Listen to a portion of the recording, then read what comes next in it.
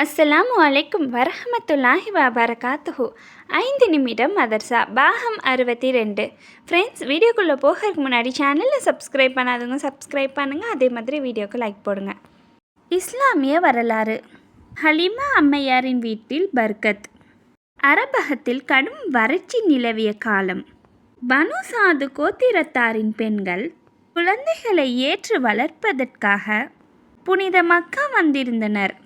ஹலீமா அம்மையாரும் தன் கணவர் ஆரிஸ் பின் அப்துல்லுடன் மெலிந்த ஒட்டகத்தில் பயணித்து வந்தனர்.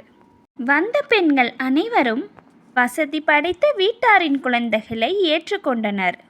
ஹலீமா அம்மையார் அவர்களுக்கு ஒரு குழந்தையுமே கிடைக்காத நிலையில் அப்துல் முத்தலிப்பின் பேரன் முகமது பின் அப்துல்லா என்பவர் தந்தை இல்லாத அனாதை என்பது தெரிய வந்தது. குழந்தை வளர்ப்பதற்காக கூலி தரும் தந்தை இல்லாத அனாதை என்பதால் எவருமே அக்குழந்தையை ஏற்க முன் வரவில்லை. குழந்தை ஏதும் கிடைக்காததால் என்ன செய்வதென்று சஞ்சலமடைந்த ஹலீமா அம்மையார் தன் கணவருடன் ஆலோசித்து முடிவாக இக்குழந்தையே வாங்கி கொண்டனர். மக்கா வருகையில் எல்லா ஒட்டகங்களும் பின்னால் வந்த ஹலீமாவின் ஒட்டகம் இப்போது அனைவரையும் முந்திக்கொண்டு வேகமாக ஓடியது. வீடு வந்ததும் சரியான தீவனமின்றி சும்பி போயிருந்த ஆட்டின் பால் மண்டியிலிருந்து பால் சுரந்து வழிந்து கொண்டிருப்பதை கண்டு பேரானந்தம் கொண்டு பாலை கறந்து கணவரும் மனைவியும் வயிறு நிறைய குடித்தனர். குழந்தை முகமதின் வருகையால் அனுதினமும் அனைத்திலிருந்தும் அபிவிருந்தியை கண்டு மகிழ்ந்தார் ஹலீமா. வறட்சி நிலவிய அக்காலகட்டத்திலும் ஹலீமாவின் வீட்டில் குதூகலத்திற்கு குறைவில்லை. அவ்வூரினர் தமது மேய்ப்பாளர்களிடம் ஹலீமாவின் ஆடுகள் மேய்க்கின்ற பகுதியில் தனது ஆடுகளையும் மேய்க்கும்படி சொல்லி அனுப்பினார்கள். அன்னலாரின் அற்புதம். அலி ரலியல்லாஹு அவர்களின் வலி குணமாகுதல். அலி ரலியல்லாஹு அவர்கள் தெரிவித்ததாவது: ஒரு முறை எனக்கு கடினமான வலி ஏற்பட்டது. அதனால் நான் இறந்து விடுவோனோ என்று எண்ணினேன். இந்நிலையில் நபி ஸல்லல்லாஹு அலைஹி வஸல்லம் அவர்களின் சமூகம் சென்றேன். அப்போது நபி அவர்கள், யா அல்லாஹ், இவரை சுகப்படுத்துவாயாக என்றார்கள். அந்த நொடியிலேயே எனது வலி மறைந்தது. அதன் பிறகு இன்று வரை அந்த வலி எனக்கு ஏற்படவே இல்லை. ஒரு ஃபரலை பற்றி. தாயாரிடம் அன்பாக நடந்து கொள்ளுதல். நபி ஸல்லல்லாஹு அலைஹி வஸல்லம் அவர்களின் சமூகம் வந்த ஒருவர், யா ரசூலுல்லாஹ், நான் யாரிடம் மிக அன்பாக நடந்து கொள்ள வேண்டும் என்று கேட்டார். உமது தாயாரிடம் என்றார்கள். அதன் பிறகு யாரிடம் என்றார். உமது தாயாரிடம் என்றார்கள். அதன் பிறகு யாரிடம் என்றார்.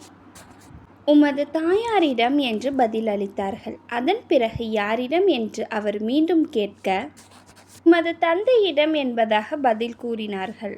இந்த ஹதீஸ் புகாரியில் இடம்பெற்றிருக்கு. ஒரு முக்கிய அமலின் சிறப்பு. சிற்றன்றைக்கும் பணிவிடை செய்தல். நபி ஸல்லல்லாஹு அலைஹி வஸல்லம் அவர்களின் சமூகம் வந்த ஒருவர், யா ரசூலுல்லாஹ், நான் மிகப்பெரிய பாவம் புரிந்திட்டேன்.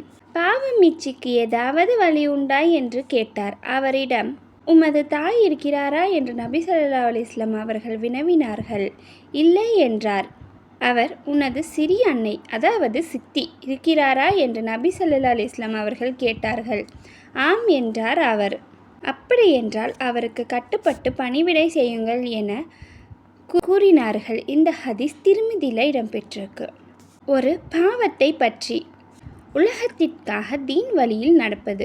குர்ஆனில் அல்லாஹு தாலா கூறுகிறான், இன்னும் மனிதர்களில் ஓர் உறுதியும் இல்லாமல் ஓரத்தில் நின்று கொண்டு வணங்குவனும் இருக்கின்றான். அவனுக்கு ஒரு நன்மை ஏற்படும் ஆயினின் அதை கொண்டு அவன் திருப்தி அடைந்து கொள்கிறான். ஆனால் அவனுக்கு ஒரு சோதனை ஏற்படும் ஆயினின் அதை கொண்டு அவன் தன் முகத்தை திருப்பிக் கொள்கின்றான். இத்தகையவன் இம்மையிலும் மறுமையிலும் நஷ்டமடைகின்றான். இதுதான் தெளிவான நஷ்டமாகும். உலகத்தை பற்றி. உலகமே சிறந்தது என கருதுவது. குர்ஆனில் அல்லாஹு தாலா கூறுகிறான், நீங்கள் மறுமையை விட்டுவிட்டு இவ்வுலக வாழ்க்கையை தேர்ந்தெடுத்து கொள்கிறீர்கள். ஆனால் மறுமையோ சிறந்ததும் நிலையானதும் ஆகும். மறுமையை பற்றி. அல்லாஹ் எல்லோரிடமும் பேசுவான். உங்கள் ஒவ்வொருவரிடமும் அல்லாஹ் எவ்வித திரைமறைவின்றி அடுத்தவரின் துணையின்றி பேசுவான். உலகத்தில் தான் செய்த நற்செயல் வலப்புறமும் தீய செயல் இடப்புறமும் நரகம் அவருக்கு முன்னாலும் இருக்க காண்பார் என நபி ஸல்லல்லாஹு அலைஹி வஸல்லம் அவர்கள் கூறினார்கள். இந்த ஹதீஸ் புகாரியில் இடம்பெற்றிருக்கு. அன்னலாரின் அறிவுரை: சுவையை, இன்பத்தை போக்குகின்ற மரணத்தை அதிகமாக நினைத்திடுங்கள் என நபி ஸல்லல்லாஹு அலைஹி வஸல்லம் அவர்கள் கூறினார்கள்.